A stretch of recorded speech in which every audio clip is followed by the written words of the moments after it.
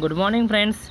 Today we are going to learn and we are going to see a workshop of a lesson in life from a beggar. We had already understood that this is a very inspirational story where the how's Mina's negative approach towards the life has been changed by a beggar we had seen, and now she was happy in every part of life, and she has a positive attitude, and she, because of her positive attitude, she looks beautiful about the life that we had seen in the story, how the beggar had changed her life, that we had seen in the story.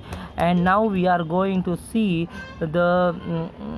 so this is the workshop, English workshop we have to learn today. Complete the following table. What we have to do here, complete the following. Utterance म्हणजे कोणी उच्चारले, and who said to whom म्हणजे कोणी कोणास म्हटलंय, that type of situation here. Sweta is a beautiful girl, isn't she? Who had said to whom? The writer Sudha Murthy. कोणी म्हटलं आहे? The writer Sudha Murthy has speak to Meena. सुधा मूर्तीने कोणाला म्हटलं आहे? मीनाला म्हटलं आहे. In the same way you have to complete this table, the whole table you have to complete this. In this table there are 5 to 6 statements are there, and you have to write who has tell the situation.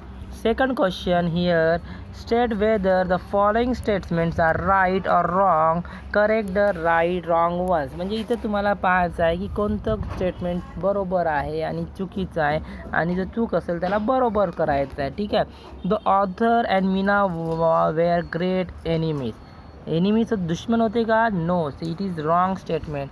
They are friends. They are, तुम्हाला दुरुस्त कसं करायचं आहे? The author and Meena are good friends. अशा पद्धतीने तुम्हाला हे exercise complete करायचं. Do you understand the exercise friend? Here is the only you have to do right and wrong. The statement, if the statement is wrong you have to do wrong and you have to correct the statement. If the statement is correct, then you have to only put a right sign there. Okay. In the third, choose the correct alternative to complete the sentence. Here you have to choose the correct alternative म्हणजे बरोबर पर्याय, योग्य पर्याय आपल्याला निवडायचा आहे आणि ते सेंटेन्स कंप्लीट करायचं आहे. जसं Meena who is an LIC officer. Meena जो होती एक LIC ऑफिसर होती. ती कशी होती? पेसिमिस्टिक पर्सन होती, ऑप्टिमिस्टिक होती की डिसेबल पर्सन. तर you know that Meena who is a LIC officer is a very pessimistic person. You have to write pessimistic person here. Means, as you all know, Meena is a very pessimistic person, and she had a negative approach towards the life. Okay.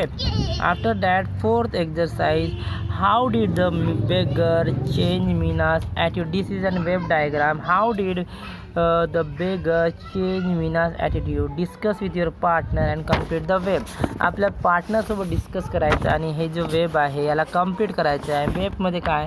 Beggars attitude that change Meena's attitude. बेगर्सची कोणती activity ती, कोणती कृती होती ज्याच्यामुळे मीनाचा attitude change झाला, ते ह्या बॉक्सेसमध्ये तुम्हाला भरायचं आहे. तर पार्ट तुम्ही वाचल्यानंतर तुम्हाला कळेल, आणि ते कळल्यानंतर तुम्ही हे करू शकता. Write in your own words. पाचवा प्रश्न तुम्हाला तुमच्या शब्दात लिहायचा आहे मित्रांनो. How did Meena show her gratitude to her guru. मीनानी आपला जो आभार आहे आपल्या गुरुबद्दलचं, म्हणजे त्या भिकाऱ्याबद्दलचं, ते कशा पद्धतीनं दाखवलेलं आहे ते तुम्हाला इथं लिहायचं आहे. तुम्हाला माहीत आहे कशा पद्धतीने गुरुदक्षिणा दिली, तर तिने स्पॉन्सर केलं होतं त्या ग्रँड डॉटरला, ते तुम्हाला इथे लिहायचं आहे. Why would Meena be sad initially. Give reason. Meena सुरुवातीला का बरं एवढी दुःखी राहायची? Pick out the sentence from the story. She was for ever unhappy. जसं एक उदाहरण दिलं आहे, तर तुम्हाला जे जे तिचे अनहॅपीचे, दुःखीचे स्टेटमेंट आहे ते तिथं लिहायचे आहे मित्रांनो. ठीक आहे. त्यानंतर 6वी ॲक्टिव्हिटी आहे फाइंड अँटोनियम्स. अँटोनियम्स म्हणजे विरुद्धार्थी शब्द, अपोजिट वर्ड. ऑप्टिमिस्टिक म्हणजे काय ते?